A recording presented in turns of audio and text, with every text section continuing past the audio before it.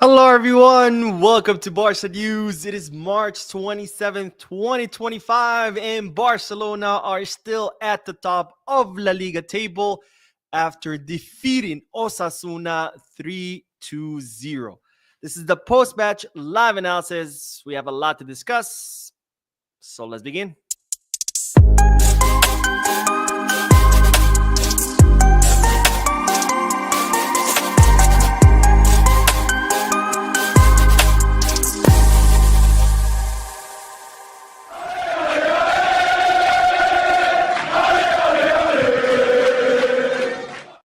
Hello, everyone. Welcome to the channel. My name is Mo. This is the post-match live analysis where we analyze Barcelona matches as soon as they end and where I get to interact with you lovely people in the chat section by reading your comments, answering your questions, and getting the discussion going.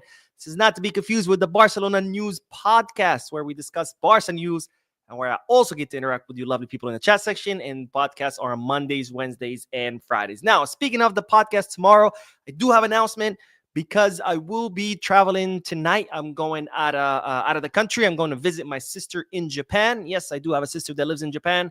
So I'm going to visit her. I'm flying out tonight. And as always, I'm going to take my camera with me. I'm going to take my computer with me. So I'm still going to be making videos. But just keep in mind that Japan is 13 hours ahead of the US. So I'm going to still make videos. But the videos are going to be at some odd hours. And I'm probably not going to do any podcasts. But as always, I will be doing videos when I travel because, of course, even though I'm on vacation, Barca is not, and the Barca news never stops. All right, having said all that, make sure to hit the like button, subscribe to the channel, drop a comment. If you're looking for any Barcelona jerseys or merchandise, make sure to Goal Kids, Kickback, or Fanatics. And if you're looking to place any sports bets, make sure to bet us. All links are down below in the description. You click on them, you get access to some pretty cool deals and offers. All right, let's talk about the match because, ladies and gentlemen, Barcelona just defeated Osasuna 3-0 with goals of Ferran Torres, Dani Olmo from the penalty spot, and Robert Lewandowski scoring his 96th goal with Barcelona, which we'll talk about it in a little bit. Really, really important victory for Barcelona. You know, this was the match that had been postponed due to the death of Dr. Carlos Miñarro. There was disagreement on when to play this postponed match. And of course, the Royal Spanish Football Federation decided that it would be played today. And this was a big, big problem for Barcelona because the FIFA international break just ended. There were players that got injured during that international break, like Pau Cubarsí. Some players came back exhausted, like Frankie de Jong, Lamine Yamal, Jules Koundé, who not only played 2 matches, but their second match was 120 minutes each. There were players who didn't even make it on time, like Rafinha, who just flew in yesterday. So definitely a tough match for Barcelona because of the circumstances. But nonetheless, Barcelona came out victorious. They dominated the match. They created chances. They scored goal. And this, what it looks like to have a proper elite coach. A coach that doesn't care about how difficult things are, a coach that doesn't care about the excuses, a coach that no matter how many obstacles he faces, he figures out a way and he pulls the team forward. Also, a coach that gets the best out of his players because for the longest time, we've complained that we don't have a deep enough bench, that we have our starting 11 players and then that the bench players are not as good. But now under Flick, we're seeing that he has built a bench. And no, he has not done it by signing players. He's done it by simply extracting the best out of his players. Because today we were missing several players. Rafinha on the bench, no problem. Ferran steps in, does his job. Oh, Dani Olmo gets injured. No problem. Fermin comes in, does the job really well. Oh, Cubarsí's injured. Not a problem. We bring in Eric Garcia, does a phenomenal job. Oh, Frankie de Jong needs a break. No problem. Bring in Pablo Torre. Does a wonderful job. This is what it's like to have a proper Barcelona coach. A coach, again, that when faced with obstacles, figure out a way how to come out, emerge victorious, and a coach that gets the best out of his players. And as a result, not only do we have a great starting 11, but we also are seeing bench players who can come out fill in the roles like it's nothing, and the team continues to work. So very, very important victory due to the difficult circumstances, but also very important victory because, of course, this means that we pull ahead of Real Madrid by 3 points and ahead of Atletico Madrid by 7 points. Now, this is what the table is looking like. Barcelona in first place with 63 points. In second place, Real Madrid with 60. And then in third place, Atletico Madrid with 56. All of them haven't played 28 matches. Of course, Barcelona remain undefeated in 2025. They have won every single match. Well, they haven't lost any matches in 2025. And they have won 8 out of 8 matches in La Liga, 24 out of 24 matches points in La Liga. And this is very, very important because this is the officially, this is the final stretch of the Spanish league. There are only 10 matches left. Yes, you heard that correctly. 10 matches left for in the season. So this is the final stretch of La Liga. So today was very, very important to get this victory, not only to pull ahead of Real Madrid by 3 points, but also because with 10 matches left, every match from now until the end of the season is a final, and we need to win every single match. And today was another step forward to winning La Liga season. So very, very important victory, a victory that had many changes in the lineup due to, of course, the FIFA international break and everything else. But let's look at the lineup that Hansi Flick came up with. Szczesny, of course, in the goal, who refused to join Poland in the FIFA international break. Alejandro Balde, who stayed back, who was not called up by Spain, so he was well rested. Iñigo Martinez, who also didn't participate with Spain due to his injury and was able to recover on time, thank God. Eric Garcia, who stepped in for Pau Cubarsí, who was injured. Jules Koundé, who did play the full 90 minutes, which I was surprised. I haven't played 120 minutes with France on Sunday, or was it Monday? Anyways, right around the corner. Then we saw Pedri, who thankfully only played 31 minutes against in his second match against Netherlands. Frankie de Jong, who also played a lot, and that's why we saw him being substituted out during the halftime. Dani Olmo, and then up front, Ferran Torres taking the place of Lewandowski, who had received who was feeling some discomfort. Gabi taking the place of Rafinha, who was excluded out of the squad list because he just returned from South America. And Lamine Yamal, who was also surprised to see playing the full 90 minutes, given that he too played 120 minutes against the Netherlands. Now, the highlights of this lineup, Eric Garcia. I want to talk about Eric Garcia because, of course, the big worry going into this match was the fact that Cubarsí was injured. And, of course, Cubarsí is probably our best defender.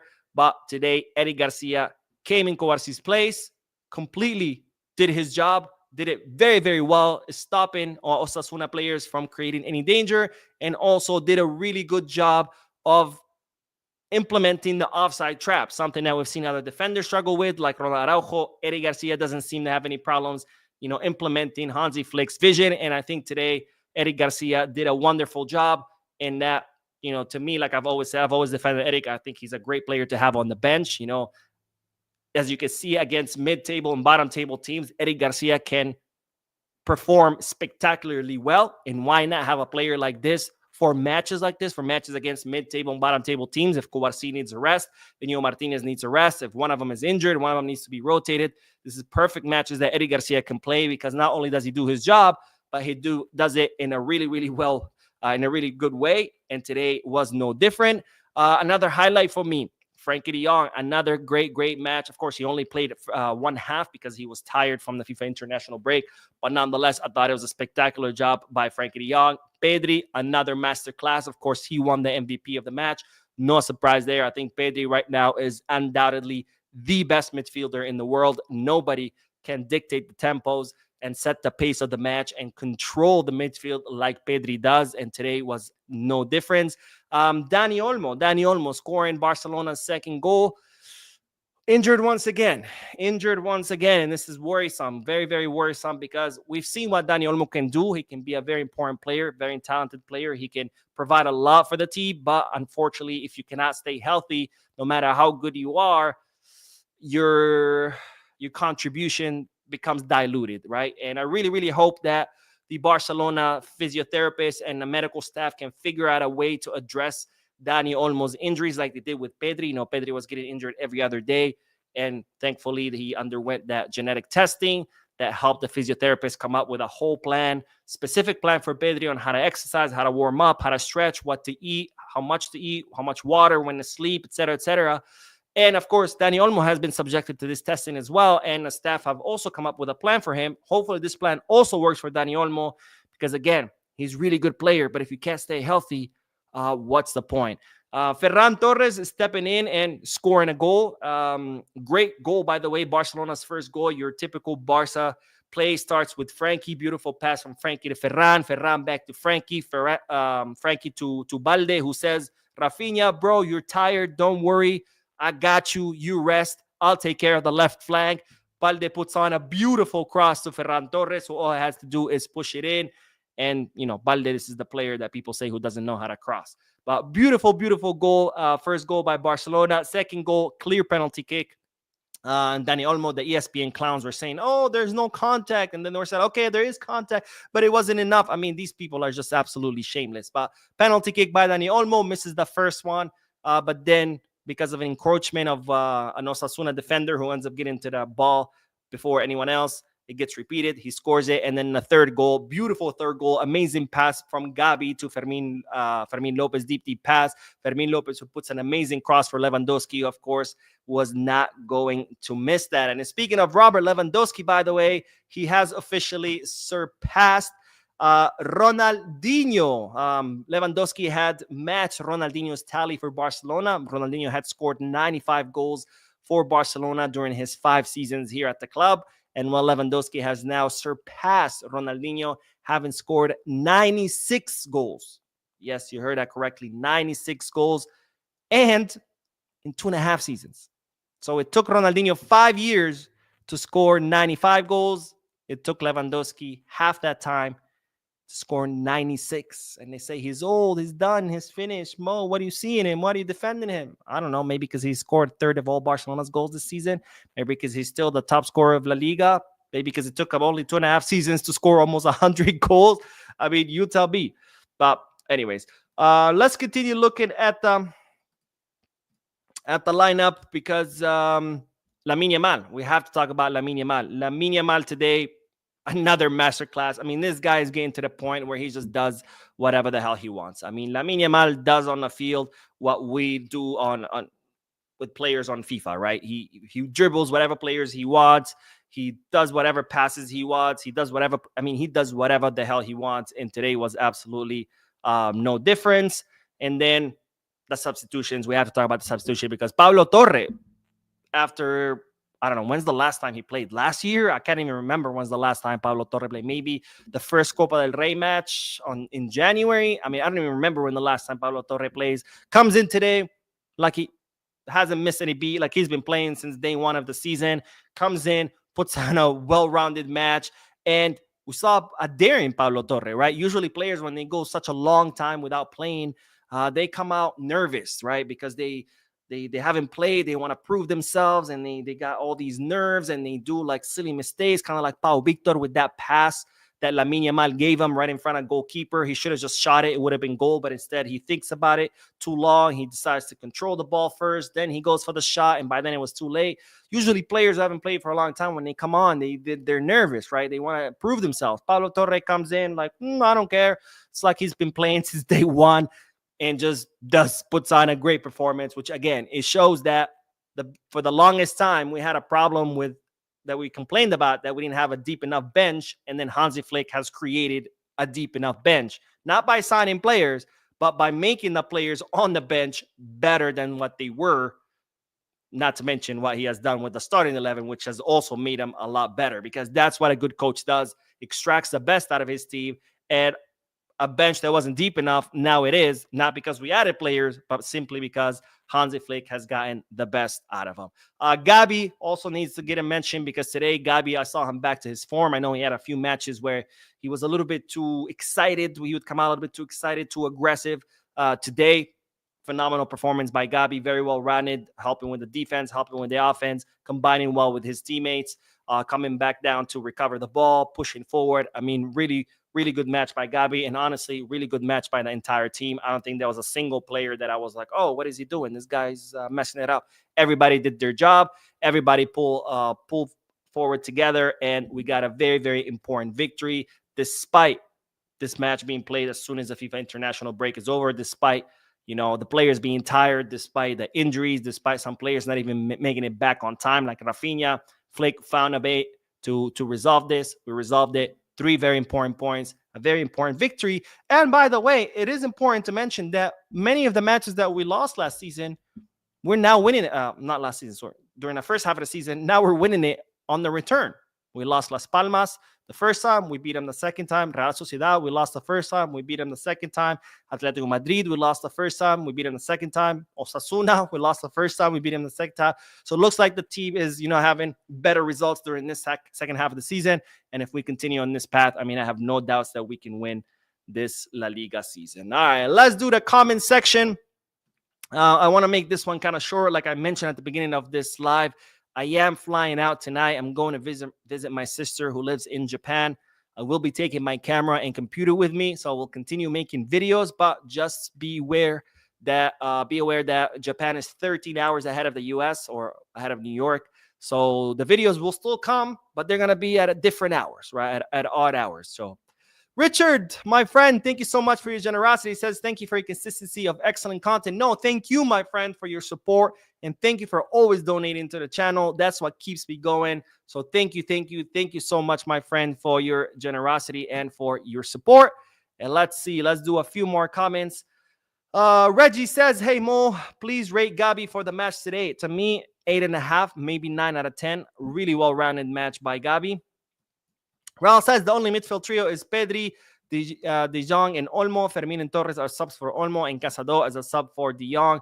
These are the only midfielders I see for us. Well, for Olmo, I don't know. That to me is a big, big question mark. The guy gets injured every other match, so I don't know if I would put that guy as a starting midfielder. Edwin says, how about Gabi today? Stellar performance, in my opinion. With Olmo out, he will have the opportunity to prove his worth once again. I think so. I think today was an incredible performance by Gabi, very well-routed performance by Gabi, and I think he'll have the chance to show us to remind the many Barcelona fans who are asking, oh, Gabi, what are people seeing him? Seriously? Let's not forget, a few months ago people were saying that about Pedri, but that's the kind of fans we have. We have incredibly fickle fans. One day they're telling you some guy is the best, the next day they're saying he's the worst, right? Gabi, for the longest time, was one of the favorite Barca players for fans. They were like, oh, he's the best, and now all of a sudden he sucks, right? Pedri, a few months ago, people wanted to sell him, and now they're like, oh, wait, he's actually the best midfielder in the world. We talk about, Real Madrid being against us and La Liga being against us, the Royal Spanish Football Federation, but who needs those enemies when you have Barcelona fans like the fans that we have, right? Credence says, Mo Skies, konnichiwa. If you don't mind me asking, what's your ethnic background, hermano? My mom is Latina. My mom is Peruvian. My dad is Palestinian, so I'm both Arab and Latino. That's my background. So I speak both Arabic and Spanish, and of course English, and a little bit of French, just enough to get around to ask for directions. But I do want to learn Portuguese. Sounds like a very fun language, like Brazilian Portuguese, not Portugal's Portuguese. Brazilian's Portuguese sounds just more fun, And Richard says, Mo, the GOAT with Pablo Torre, fantastic cameo today. Do you see him getting minutes now that Casado is out, especially with a midfield formation of Pedri, Gabi, and Deep, and Torre forward? Maybe. Now that we have Casado who's out, we have Olmo, who it doesn't seem like it's a serious injury, but I'm sure it's going to be like maybe a couple of weeks. So, we could see Pablo Torre step in, especially because we are going to have to give Pedri rest. Pedri is running his ass off every single match. He covers so much ground. We're going to need to give him rest. So, we could see Pablo Torre participating a little bit more. But, of course, we do have Gabi and Fermin who are ahead of him. So, we'll see. Hopefully, he does get more minutes. I really like the minutes that Pablo Torre had today. I liked his confidence. He did not hesitate at all. So, I like what I saw. And Ahmad says, hey, Mo, I've been watching 2 days in a row. Been a while since I was able to do that. Hope you're good. Can we talk about Olmo? Shake my head. Also, Pablo looked good. Yeah, Pablo looked really good. Olmo, I really hope they find a solution because, we can't have them getting injured every other match. And George says, I'm very happy with the win today. It is disrespectful to schedule a match today after the international break. Any weather, thanks to the players for their determination. Vizca Barca. I agree, my friend. They put this match, Barcelona and Osasuna, both of them wanted this match to be played between week 37 and week 38. And La Liga said, no, we can't do that. That just doesn't make sense. And then Barcelona was like, wait a minute. Madrid in a 2016-2017 season, they had the postponed match and they played it in a week between 37 and 38. They're like, oh, well, back then we made a mistake, right? But, that's the thing about having a coach like Flick. Like he said, no excuses, right? No excuses. Does it suck? Yes, absolutely. Is it ideal? No, it's not. But we figure out a way to solve it. And that's exactly what Flick today with the team. They found a way and they managed the 3 points. Matt says they try comparing Bellingham to Pedri. Yeah. They try to compare the goals and assists. Like that's the only two. Like, oh, Bellingham has more goals and assists. Like that's the only two metrics which by you can measure a player.